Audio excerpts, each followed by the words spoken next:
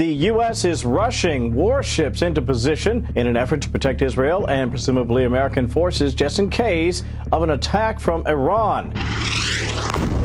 We have seen days of escalation on Israel's northern front between the IDF and Hezbollah as countries around the world are urging their citizens to leave Lebanon. Now, Iran's threatening to retaliate for the killing of a Hamas leader in Tehran last week. Now the Pentagon sending more warships and more fighter jets to the Mideast to help protect American forces and ultimately to defend Israel yet again. Will the looming threat of World War III spell doom for Bitcoin? Pretty obvious that the tension between Iran and Israel is on the rise. This global conflict might just shake markets to their core. So is Bitcoin really at risk? Let's find out.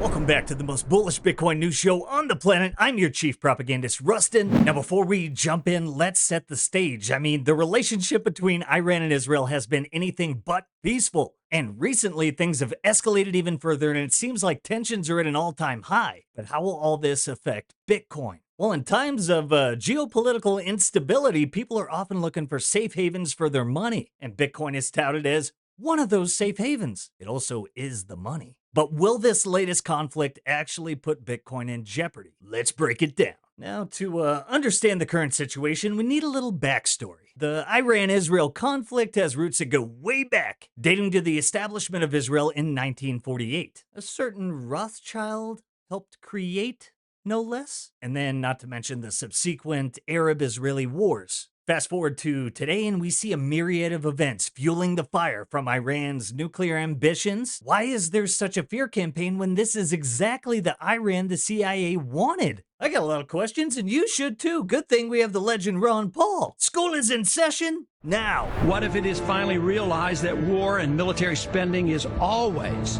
destructive to the economy? What if all wartime spending is paid for through the deceitful and evil process of inflating and borrowing? What if we finally see that wartime conditions always undermine personal liberty? What if conservatives who preach small government wake up and realize that our interventionist foreign policy provides the greatest incentive to expand the government? What if conservatives understood once again that their only logical position is to reject military intervention and managing an empire throughout the world? What if the American people woke up and understood that the official reasons for going to war are almost always based on lies and promoted by war propaganda in order to serve special interests? What if we as a nation came to realize that the quest for empire eventually destroys all great nations? What if the American people learned the truth, that our foreign policy has nothing to do with national security, that it never changes from one administration to the next? What if war and preparation for war is a racket serving the special interests? What if diplomacy is found to be superior to bombs and bribes in protecting America? What happens if my concerns are completely unfounded? Nothing. But what happens if my concerns are justified and ignored? Nothing good. Well, I think we know by now, Ron was right. But back to it, with Iran having connections to groups that have attacked Israel and the actions by both sides in recent months, each of these events has contributed to a deep-seated mistrust and animosity between the two nations, as well as the U.S. government. Now let's get to the meat of the discussion. First up, we have the economic implications of war. When countries go to war, economies often take a hit. Investors typically panic, leading to stock market crashes and currency devaluations. Might want to check out our Monday episode. So what happens to Bitcoin in such scenarios? It's been known to act as a hedge against inflation and economic downturns, and this means that during times of conflict, people might flock to Bitcoin as a safe asset. That's why Bitcoin is often referred to as digital gold, because it could be seen as a hedge against geopolitical instability, and people turning to Bitcoin as a store of value will definitely drive up demand and price. But there's another side to the coin. Global instability can also lead to increased regulatory scrutiny. Governments might tighten their grip, making it harder for people to trade or use Bitcoin. If countries start to view Bitcoin as a threat to their financial system, maybe we could see some serious repercussions. But Such measures are likely to drive people to seek out decentralized financial systems, adoption driven by necessity. Historically, data shows that during times of crisis, people tend to invest in assets they perceive as stable, like gold and increasingly Bitcoin. People are trying to secure their assets as uncertainty looms. We need to ask, if Bitcoin was behaving like the flight to quality, the flight to sound money, what would that look like? Because we have evidence that that is taking place right now, and it is massively bullish for Bitcoin. But before we break it down, look at our likes! I gotta pump those numbers up. Those are rookie numbers in this racket. Help us keep the lights on. Like, subscribe, and pay tribute to our sponsors, the Bitcoin Way. Bringing over 25 years of experience in cybersecurity, the Bitcoin Way is your IT team in the Bitcoin world. They'll help take you from that why Bitcoin to the how Bitcoin. From setting up your first wallet node all the way up to inheritance planning, accepting Bitcoin payments for your business. They cover all aspects of Bitcoin security and privacy. They even work with their clients to configure routers, devices, and networks. Also, not to mention UTXO management. In short, for everything in Bitcoin sovereignty and privacy related, they are your go-to source. All right, now let's get to this and see how it's all gonna play out. We're likely gonna have increased sanctions on Iran, and that could lead to severe devaluation of the Iranian rial. The Israeli economy might also face stress, and that's gonna impact the shekel, especially if the conflict escalates into broader regional unrest. We're gonna likely be looking at oil market disruptions. Iran and the broader Middle East are significant players in the global oil market. Everyone knows this, and conflict could disrupt the oil supply, causing a spike in oil prices, not to mention,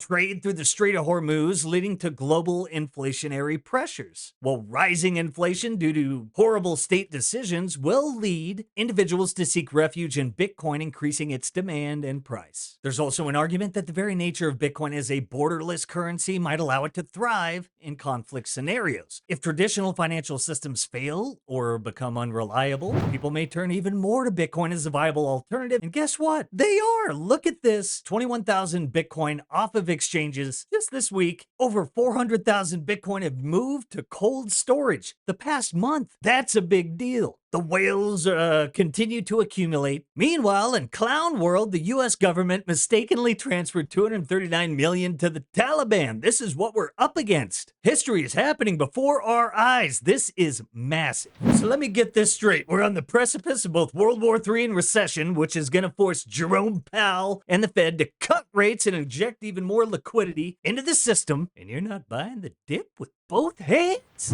Ladies and gentlemen, Bitcoin is poised to skyrocket under these conditions. You have the opportunity to run arbitrage right now on the highly regarded that can't seem to handle 10th grade math. Failing to do so is a choice you're going to have to live with and explain to your children. What did you do during the greatest transfer of wealth in history? Tell them, you filthy savage. Money is free right now. We're at the lowest interest rates in 5,000 years. What are you going to tell your grandchildren? What are you going to tell your children 20, 25 years from now? What did you do, Grandpa? What did you do, Grandma, during the greatest transformation of motherfucking wealth in the history of the world? What did you do other than sit on your fucking hands? What did you do to take advantage of the greatest transformation of wealth in the history of the planet? What did you do? Not a fucking thing. So in summary, here is where we stand. We're still waiting. Iran has been all talk on World War III so far. Kramer says we have more downside to come. He's shitting on Bitcoin. You know what that means. Not gonna get into Kamaba blah. That's just a disaster. But printing from the U.S. Treasury has begun and interest rate cuts are coming. The dollar has begun its decline. ETFs haven't sold any Bitcoin. Morgan Stanley is about to pitch to clients. Sovereign wealth funds are in discussions to get involved. It is without a doubt that we're going to run it back to new highs and trap the bears. Nothing stops this train. You want to know how to end the forever wars? Rein in the state and keep them honest? Well, I'll just let RFK Jr. tell you how to get that done. I would say in the last 100 years, there's probably only one war that the American people would have agreed to finance, and that would be World War II. All of these other wars would not have happened if we had base currency. They were all enabled by fiat currency, by the capacity of politicians to print money, because otherwise they'd have to come to us in advance and say, we want a war. This means you're going to have to give up your boarding schools for your kids. You're going to have to give up your boat. You're going to have to buy different kinds of food. you're going to have to downgrade your expectations for your economic expectations for the next 20 years to pay for it. And people would think about it and they wouldn't do it. And the fact that politicians don't have to do that, they can just print money afterwards without asking anybody's permission, is the reason that we have wars and the reason that we're addicted to wars in this country. So all of the things that a decentralized base currency could do for our country in terms of allowing us to live up to our promise as a country, allowing us to operate efficiently, allowing people to hold on to their wealth that they've made with their hard work, with their minds and their energy. The more and more Americans who understand that that is the promise of Bitcoin. Hey, let us know what you think in the comments below. Space Monkeys! Ready to sacrifice himself. Great to do it. Look now to see what went down on Black Monday. And set those notifications. We get a lot more coming your way. Share the Sound Money Gospel. Give us a pat. And make sure you're following us on Twitter for all the latest breaking Bitcoin and economic news. Hope you enjoyed this one. But we may be coming at the lizard people tomorrow. Don't miss it. Catch you all next time. Peace. If you prefer to go down with the ship, fuck you.